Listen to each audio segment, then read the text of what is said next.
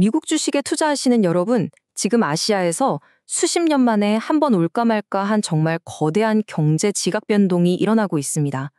바로 일본과 중국의 금리가 뒤바뀌는 역전 현상인데요. 이게 뭐 그리 대수냐고요? 오늘 이 거대한 흐름이 여러분의 미국 주식 계좌에 어떤 태풍을 몰고 올지 혹은 어떤 기회를 가져다 줄지 제가 하나하나 명확하게 짚어드리겠습니다.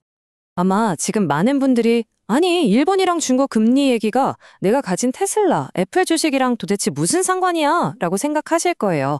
네, 아주 날카로운 질문입니다.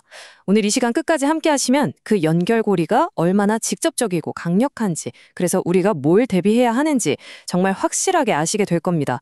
단기적인 리스크부터 장기적인 기회까지 전부 다 알려드릴게요. 자, 오늘 우리가 함께 파헤쳐볼 내용들입니다. 먼저 이 역사적 역전이 도대체 뭔지부터 알아볼 거고요. 그리고 이게 엔캐리 트레이드라는 걸 통해서 어떻게 미국 시장에 충격을 주는지, 그 결과 미국 시장이 보여줄 위기와 기회라는 두 얼굴은 또 뭔지 분석해 보겠습니다. 그리고 가장 중요한 부분이죠. 그래서 어떤 섹터가 뜨고 지는지, 그리고 우리의 최종 투자 전략은 어떻게 짜야 하는지까지 알차게 준비했으니까요. 저만 믿고 따라오세요. 자, 그럼 첫 번째 이야기부터 바로 시작하죠. 역사적인 역전. 대체 무엇이, 어떻게 변했다는 걸까요? 이걸 보시면 지난 수십 년의 공식이 어떻게 깨졌는지 한눈에 들어옵니다. 예전에는요, 아시아 경제의 역할 분담이 확실했죠. 일본은 거의 0금리로 돈을 푸는 저금리 젖줄 역할을 했고, 중국은 고속 성장으로 전 세계 돈을 빨아들이는 고금리 자석 같은 존재였습니다. 근데 지금은요, 이게 완전히 180도 뒤바뀌어 버렸습니다. 일본이 금리를 올리기 시작하면서 이제 고금리 국가가 됐고요. 반대로 중국은 경기가 안 좋다 보니까 저금리 국가로 처지가 바뀐 거죠. 이건 그냥 작은 변화가 아니에요. 아시아 금융시장의 판 자체가 새로 짜이는 그야말로 대격변입니다.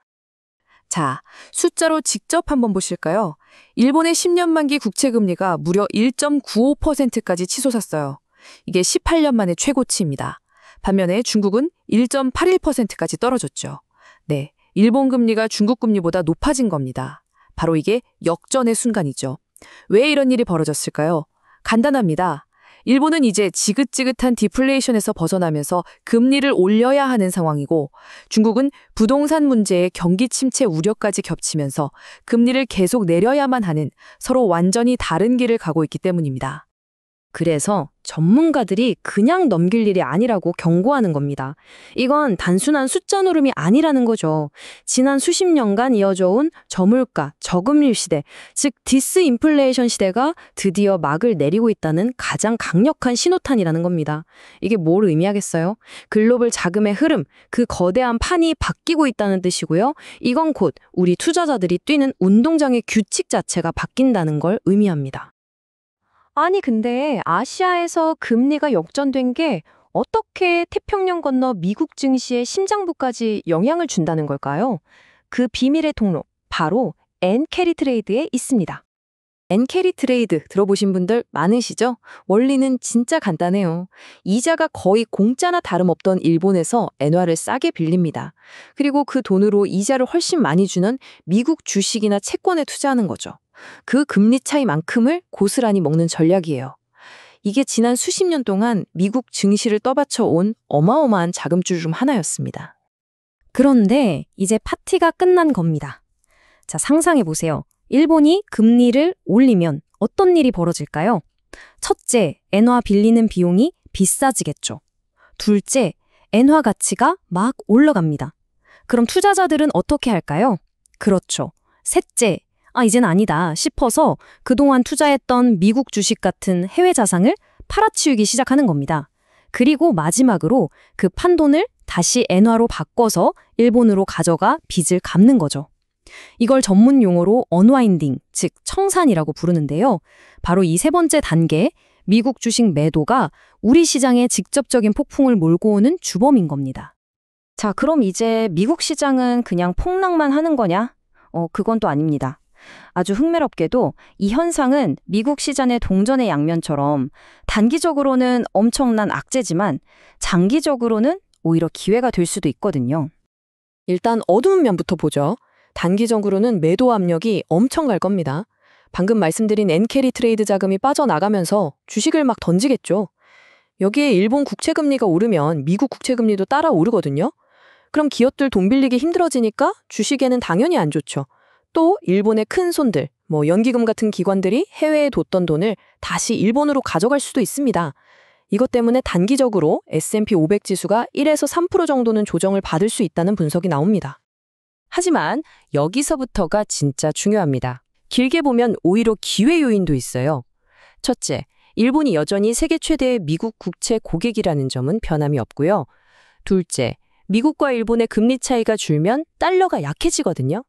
달러가 약해지면요, 애플 아이폰, 나이키 운동화가 해외에서 더 잘 팔리겠죠. 미국 수출 기업들 실적에는 아주 좋은 소식입니다. 그리고 마지막 변수, 바로 중국. 중국은 금리가 낮잖아요. 그럼 그 돈들이 다 어디로 가겠어요? 역시 믿을 건 미국뿐 하면서 더 안전하고 성장성 높은 미국으로 몰려올 수 있다는 겁니다. 그래서 장기적으로는 S&P 500이 오히려 2에서 5% 더 오를 수 있다는 긍정적인 전망도 있습니다. 자, 그래서 우리 투자자들에게 가장 중요한 질문이죠. 그래서 도대체 뭘 사고 뭘 팔아야 되냐? 지금부터 어떤 섹터가 웃고 어떤 섹터가 울게 될지 그 명암을 확실하게 분석해 드리겠습니다. 네, 과연 이 거대한 금리 변화의 파도 속에서 수혜를 보는 섹터와 피해를 보는 섹터는 어디일까요? 이 표에 답이 다 나와 있습니다. 희비가 명확하게 엇갈리죠? 먼저 기술주나 성장주, 그러니까 나스닥 중심의 종목들은 직격탄을 맞을 수 있습니다. 왜냐하면 이런 주식들은 금리에 아주 민감하거든요. 금리가 오르면 미래 가치가 깎이니까 밸류에이션에 바로 타격이 옵니다. 단기적으로 5%에서 10%까지도 하락할 수 있다고 봐요. 반면에 가치주나 에너지 섹터는 오히려 기회가 될 수 있습니다. 달러 약세 수혜를 직접적으로 받고 인플레이션 시대에 좋은 방어막이 되어주거든요. 이쪽은 3%에서 7% 정도 상승 여력이 있다고 봅니다. 마지막으로 금융주는 좀 애매해요. 금리가 오르면 은행은 돈 벌기 좋아지지만 시장 자체가 불안정해지는 건 또 부담이거든요. 딱 중간에 껴있다고 보시면 됩니다. 자, 이제 이 모든 분석을 종합해서 우리 투자자들은 앞으로 펼쳐질 시장에 어떻게 대응해야 할지 최종 전망과 전략을 정리해 드리겠습니다. 여러분, 앞으로 딱 두 날짜만 기억하시면 됩니다.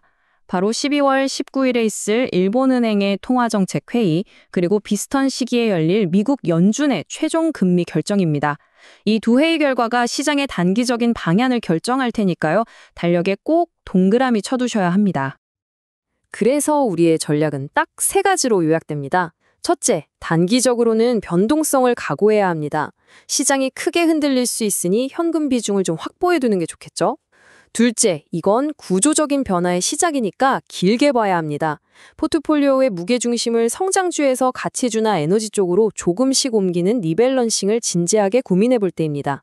마지막으로 셋째, 몰빵은 절대 금물입니다. 지금처럼 단기 리스크와 장기 기회가 충돌할 때는 잘 분산된 포트폴리오를 유지하는 게 파도를 이겨내는 가장 현명한 방법입니다. 결국 우리 앞에 놓인 숙제는 이겁니다. 이 단기적인 변동성이 주는 공포를 이겨내고 거대한 구조 변화 속에서 오는 장기적인 기회를 포착할 수 있는가? 이 질문에 대한 여러분 각자의 답이 앞으로 여러분의 계좌 수익률을 결정하게 될 겁니다. 오늘 분석이 여러분의 투자 항해에 든든한 등대가 되었으면 좋겠습니다.